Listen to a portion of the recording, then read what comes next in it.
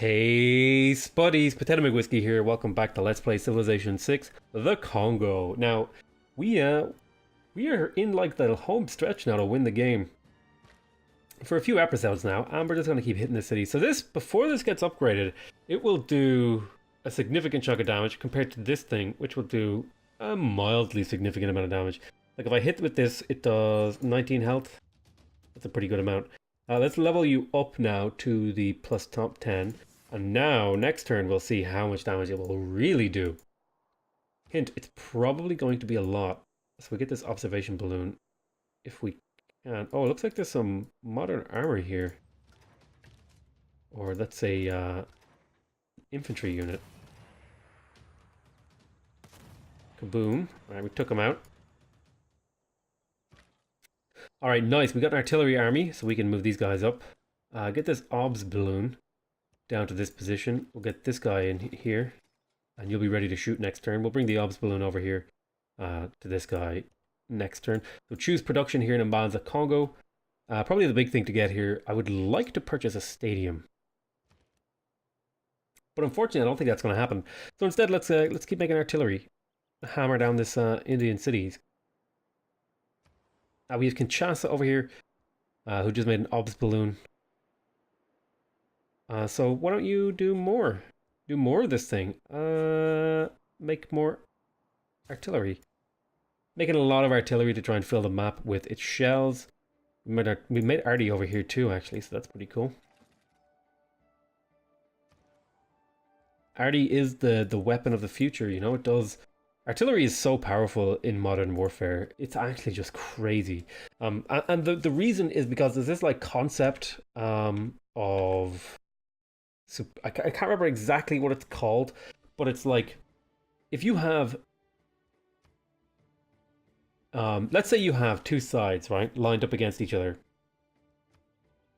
Okay, and they all do 1 damage. Okay, and each unit takes turns firing, so to speak. Like they hit each other at the same time, and let's say each time these groups of 10 shoot at each other, they have a 10% chance to hit one of the other people. So let's say the group of 10 does 1 damage, right? So they fire at each other, they both kill 1. So they're equal. So every time they fire at each other, they have a 10% chance. Each shot, they've basically got a 10% chance to kill. So they're taking off like 1 health each time, and then they're down to 9. And then they've got like a 90% chance to kill 1 person. And that repeats, so the chances are equal. But if you add even like 2 people, 20% of the time, one side is going to kill 2. So if you have 12 versus 10, say, and both sides fire. Okay? So one side does 1.2 damage, and the other side does 1 damage. So now it's 11 versus 8.8. And again, you do that, you repeat that thing, and you actually find out that a small advantage turns into a really big advantage over iterations of combat. So even having plus 1 person of, even having 1 more asset in a fight than an enemy of relatively equal strength is a huge bonus. Even if you have just, so that's why artillery is so useful. If you have infantry fighting and one side can get artillery fire, that's a huge advantage for that fight. And that's why artillery is so powerful, because it has a reach. It doesn't need to be engaged in the front line. It can reach across the front line and touch where it needs to. It's I don't know if I would call it like a force multiplier, but it's more like a force extender. It allows you to reach out and touch the enemy at a range where they normally would not be as vulnerable.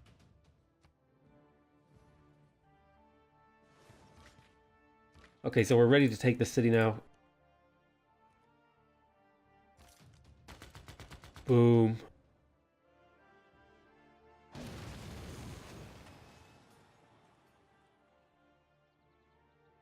So the question is, do we keep the city?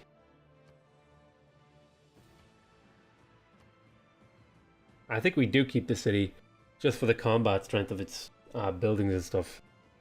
I think it's not going to be very useful, but it provides us the front line to continue pushing into Calcutta. Alright, we pillaged the absolute ever-living fuck out of these guys.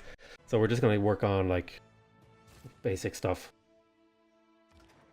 In the meantime, we're going to move up to our front line and secure it.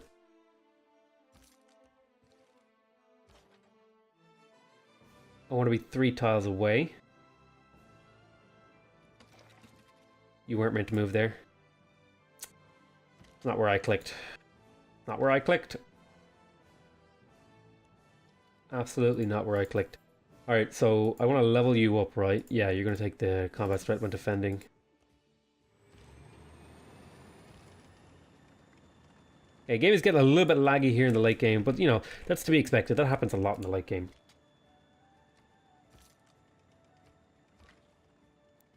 Okay, move the artillery up to the front line. Great. Unit needs orders. End turn. End turn. Alright, keep building. Be a good builder. Builder boy. Next turn.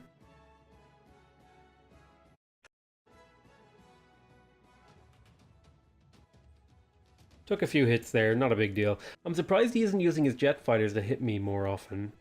They're reasonably good at doing, you know, mild to light damage. I guess I do have anti-air, but he wasn't using it before I had anti-air, which is surprising.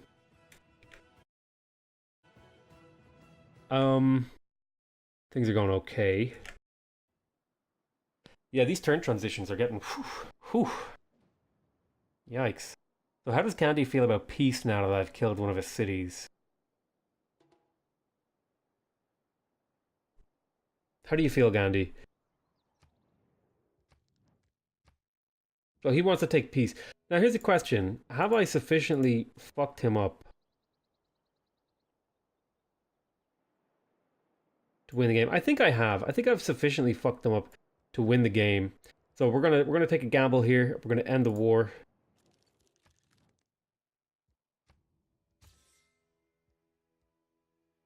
We'll call peace. We'll keep this city. It's still occupied, so it's not really much use to us.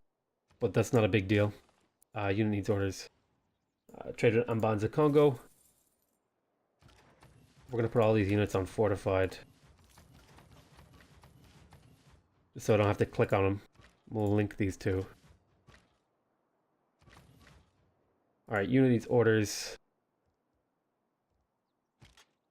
Go away. Fortify. Build a lumber mill. Thank you. Next turn. Alright, so we just about unlocked robotics. And we got the space race thing. That's good news. Unit needs orders. Oh, you should be in here and fortified. Next turn. So we managed to conquer Srinagar. That's really good. Should slow him down quite a bit. He did get some jet bombers. I think I'm a warmonger. He took his helmet off. That usually means he's quite friendly. But I think helmet is going to be going back on here on that front. Excuse me. My goodness.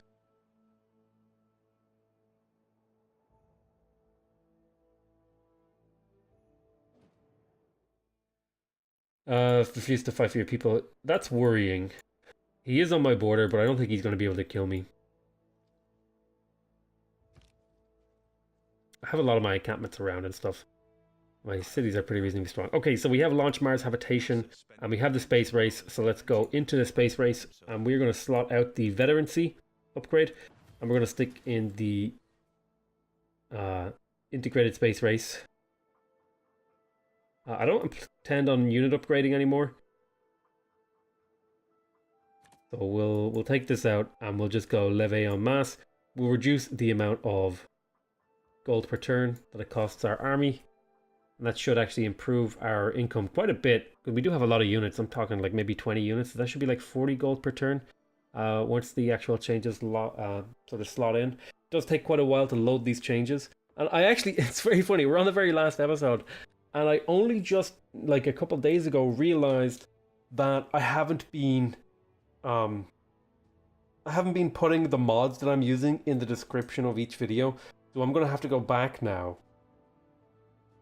go through each and every description and put in the mods that I'm using, which is a necessary yet tedious task. So it turns out we have more like 30 units and we got 60 gold per turn out of that. That's pretty good. So you should be finishing up here. Now I could use this scientist, but I'm curious to see if it'll do it. It should take 2 turns. Should be 3 turns to win the game, essentially. So we can just go for future tech now and not give a damn about anything.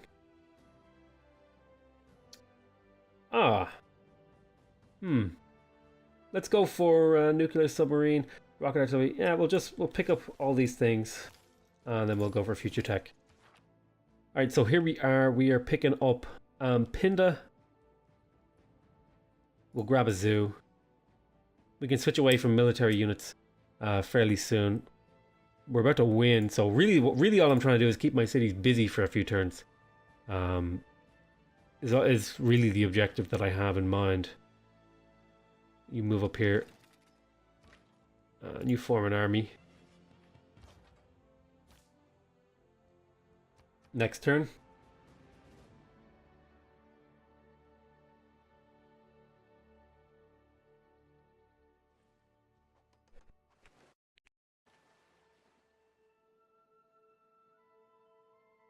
I love the music that's playing right now, and I don't know what song it is. It's pretty sweet. The music in this game is absolutely fabulous. I love the Waltzing Matilda theme that the Australians have. It's a great song, particularly when it's played in the game. Mbanza Mpangu has finished what it was doing. We'll just build a sewer here just to keep the city busy. We're 2 turns away from winning the game, so there's no real worries to be had. We'll just move you up here to be combined with another one of these guys. And we'll just keep trade routing. Next turn. Mbanza Kongo. Your treasury is filling up quite nicely. It's always nice to have such a strong income. Yes, it is. Speaking of which, I probably should have purchased a stadium here in Mbanza Kongo. It's no big deal.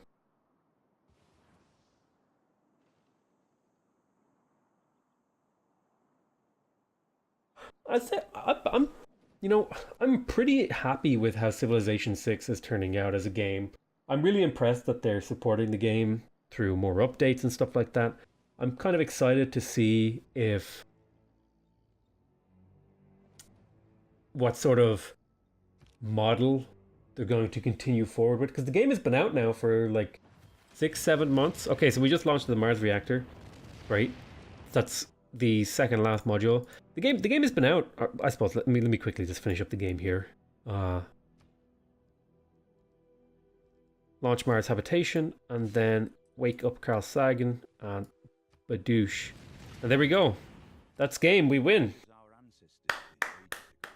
Woo! Got my Congo achievement. Won a game with the Congo on Deity. Now, granted, we were using a couple of mods, but I don't think those mods were hugely game-changing. To me, those mods felt like really tweaks and adjustments. One of the mods put in like these lumber mill things, and I actually didn't really like the lumber mills. Actually, well, I didn't like them for a certain reason, but I also liked them for other reasons, and I think they did make the game better. They made the game feel and play better on Deity. So let's have a look at our ranking. So we came here, Warren G. Harding. Our most dangerous tendency is to expect too much of government and at the same time do for it too little. I can respect that point of view. Although I was very interestingly, speaking of this, I was listening, I can't remember what the guy's name was, but I was listening to a guy and he was talking about how there's essentially, it was about the idea of collectivism versus individualism, and how they both have the same goal, which is a better society, right? However, they have radically different approaches, and the individualism is the idea of looking for betterment within the self, that the only way to impact the world positively is to look within yourself and improve who you are in your own internal life, and then bring that to the external world. Whereas the communal or the communal rather than individual sort of idea was that the external world shapes the eternal self or the internal self, and that we need to reshape the external world to better the internal self. And it was a really interesting battle there, because essentially those two ideas want the same thing, but approaching it in a radically different way. Anyway, look, I've rambled on about this like some bullshit. Look, it was to do in relation to government and how that we should. The basic idea of the individual is we shouldn't be relying on governments to enforce external outcomes to create internal behavior. Rather, we should be using our internal behavior to change the world and the government and all that sort of stuff. I can't remember exactly how I'm saying it wrong, but it was an interesting idea. Anyway, culture per turn. You can see here, if I double click this off, it should make it a little bit easier to see. We were chipping along really slowly. Culture was not a focus of my civilization in this game, and it really shows that just how little I cared. I was basically middle of the pack. The only people I actually beat in culture were the people who had war declared on them and were destroyed. You can see that based on the big dips in their culture. I would say, even though I wasn't focusing on culture, I did manage to keep my culture pretty decently going. I did build those monuments in a reasonable amount of time. Look at our fate per turn. Again, another area where I just did not even make an attempt to excel at. We check out our gold balance. This one's a less useful graph, but you can see there was lots of ups and downs. Science per turn. Now, this is an interesting one because actually, towards the end there, Alexander managed to outstrip me. So if he had maybe managed to extend the game a little bit, he might have been able to beat me. I guess it was kind of hard because I feel like I managed to really well time this victory around like the AI's timings for winning. You can see here, I pretty much plodded along in the early game. And then you can really see where I picked up some of these like cards that improved my science. You can see the big jump here. And then there was a little bit of a dip back down, but then it was straight back up again. And if we look at the... Is there a research... No, there is no tech things. You can see total buildings constructed. This is going to be somewhere where I'm kind of middle of the pack again. I didn't have really that many cities, so the amount of buildings I'm building is going to be quite low. In fact, I only just barely at the end there managed to beat out some of the other AI. Pretty much the entire game I was the lowest of the low, especially when you consider that Norway was out of the game essentially, and John Curtin had war declared on him. Total cities founded. Yeah, I'm probably going to be bottom. Surprisingly, that was actually Norway. Didn't really manage to get many cities. I managed to get a few, so it was pretty good. Let's see, total cities lost. I don't think I lost any, or did I? Yeah, I don't think I lost any. Well, I mean, technically I reloaded the game, so I did lose a city, but we're not going to count that one, okay? Our total districts, again, I expect to be middle of the pack. Really nothing surprising about all this sort of stuff. Total units killed, I expect to be pretty high on that. Oh, wow, I really amn't. It looks like I kind of got away with not doing much. I should be definitely bottom for units lost, though. Yeah, that goes to show my greed. Total wars against player. Yeah, look how much... I declared a lot of wars. Well, rather, that was all the AIs declaring war on me and stuff, so... wonders constructed. I think we only built one wonder, and I can't even remember what it was. It was some insignificant crap wonder. Or was it? I don't remember.